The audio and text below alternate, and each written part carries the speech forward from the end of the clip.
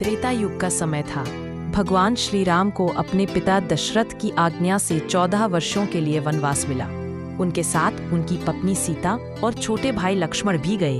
वनवास का जीवन शांत था, पर अचानक एक दिन राक्षसों के राजा रावण ने छल से माता सीता का हरण कर लिया और उन्हें लंका ले गया। जब श्री राम लौटे और सीता जी को न पाया तो उनका हृदय दुख से भर गया। उन्होंने हर दिशा में खोज की, किंतु कोई समाचार नहीं मिला। वह दिन रात सीता जी का नाम लेकर व्याकुल रहते थे। इसी खोज के दौरान वे पंपा सरोवर पहुंचे, जहां उनकी मुलाकात हनुमान से हुई और वहीं से शुरू हुई एक अमर दोस्ती की कहानी। हनुमान जी उस समय वानर राज सुग्रीव के मंत्री थे। वे अत्यंत बुद्धिमान, शक्तिशाली और विनम्र स्वभाव के थे। जब उन्होंने राम और लक्ष्मण को देखा तो उन्हें लगा कि ये साधारण मनुष्य नहीं है। इनके मुखमंडल पर दिव्यता झलक रही है। हनुमान जी ब्राह्मण वेश में उनके पास गए और बोले, प्रभु, आप कौन हैं जो इस वन में विचरण कर रहे हैं? आपके नेत्रों में दुख है पर मुख पर तेज है। श्री राम ने शांत स्वर में कहा, मैं अयोध्या का राजकुमार राम हूँ। यह मेरे छोटे भाई लक्ष्मण है। मेरी पत्नी सीता को रावण नामक राक्षस हर कर ले गया है। हम उनकी खोज में भटक रहे हैं।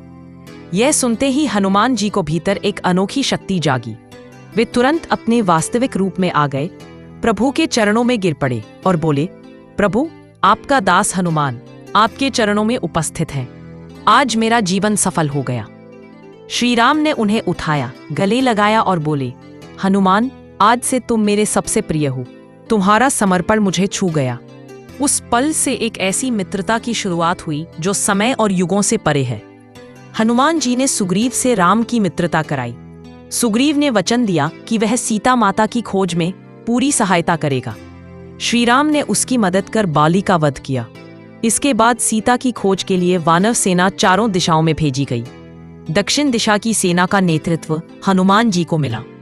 श्री राम ने हनुमान को एक अंगूठी दी और कहा, हनुमान, यह मेरी निशानी माता सीता को देना, ताकि उन्हें विश्वास हो कि मैं शीघ्र आऊंगा।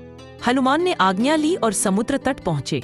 समुद्र इतना विशाल था कि कोई पार नहीं जा सकता था, पर हनुमान जी ने प्रभु के नाम का स्मरण किया, जय श्री राम बोला और एक ही छलांग में सैकड़ों योजन लंबा सागर पार कर लिया। लंका पहुंचकर उन्होंने रात्रि में राक्षसों का नगर देखा। सोने के महल, पुष्पों से सजे बगीचे और चारों ओर पहरा, पर हनुमान का मन केवल एक ही लक्ष्य पर था, सीता माता। अंततः उन्होंने अशोक वाटिका में उन्हें देखा, जो वृक्ष के नीचे बैठी प्रभु के नाम का जप कर रही थी। हनुमान जी ने छोटा रूप धारण कर वृक्ष की डाल से कहा, माता, मैं श्री राम का दूत हूँ। उन्होंने अंगूठी आगे बढ़ाई। सीता माता ने कांपते हाथों से अंगूठी ली। आंसू छलक उठे।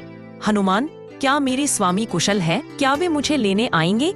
हनुमान ने कहा, माता, प्रभु ने वचन दिया है, वे शीघ्र ही आपको लेने आएंगे। मैं आपको यह संदेश देने आया हूँ कि धैर्य रखें। सीता माता ने अपने केशों से चूड़ामणि निकाल कर दी और कहा, इसे प्रभु को देना।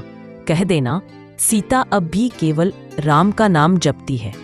हनुमान जी का हृदय भर आया।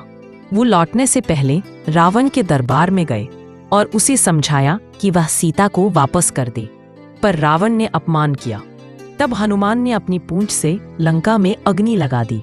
लंका जल उठी, पर हनुमान ने प्रार्थना की, हे राम, किसी निर्दोष को हानि न हो। वह लौटे और श्री राम को पूरी कथा सुनाई। राम ने उन्हें हृदय से लगाया और कहा, हनुमान, तुम्हारे समान कोई नहीं। तुम मेरे लिए केवल दूत नहीं, मेरे सच्चे मित्र हो। लंका पर आक्रमण हुआ। राम की वानर सेना ने रावण की सेना को पराजित किया। युद्ध में जब लक्ष्मण मूर्छित हुए, तब हनुमान जी ने पूरा संजीवनी पर्वत उठाकर लाए। श्री राम ने कृतज्ञ होकर कहा, हनुमान, तुम्हारा उपकार शब्दों में नहीं बताया जा सकता।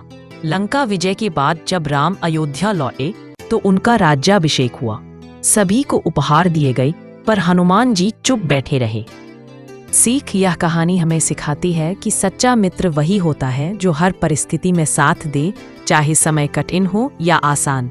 हनुमान ने केवल श्री राम के लिए जिया, उनके दुख को अपना दुख माना, उनकी खुशी को अपनी पूजा। राम और हनुमान की दोस्ती यह बताती है कि प्रेम जब भक्ति में बदल जाता है तो वह अमर हो जाता है।